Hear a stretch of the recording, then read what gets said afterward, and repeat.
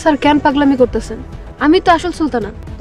তোমাকে আব্বা মোরল সব মরে গেছে। হ্যালো ভিউয়ার্স, আসসালামু আলাইকুম।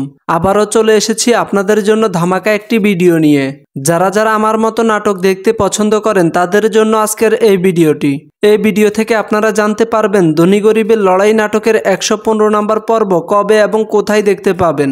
তার পাশাপাশি 114 নম্বর পর্বে ঘটে যাওয়া চাঞ্চল্যকর ঘটনাগুলো জানিয়ে দিব আজকের এই ভিডিওতে। কিন্তু তার আগে আপনি যদি আমাদের চ্যানেলে নতুন হয়ে থাকেন তাহলে ভিডিওতে একটি লাইক দিয়ে চ্যানেলটিকে সাবস্ক্রাইব করে দিন। আর আপনি আমাদের আজকের এই ভিডিওটি কোন জায়গা থেকে দেখতেছেন সেটা কমেন্টে জানিয়ে দিন।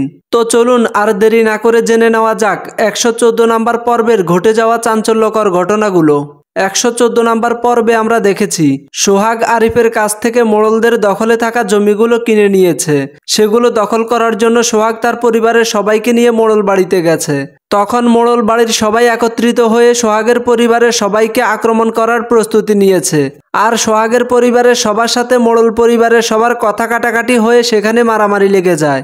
এক পর্যায়ে মারামারিতে আরিফ মাথায় আঘাত পায়। তখন সোহাগ আরিফকে হসপিটালে পাঠিয়ে মোড়লদের নামে মামলা করার জন্য থানায় চলে যায়। থানায় গিয়ে রিমা আর সোহাগ মোড়লদের নামে মামলা করে দেয়। তার মানে ভিউয়ার্স, ধনী গরিবের লড়াই নাটকের 115 নম্বর পর্বটি খুবই ধামাকা হবে।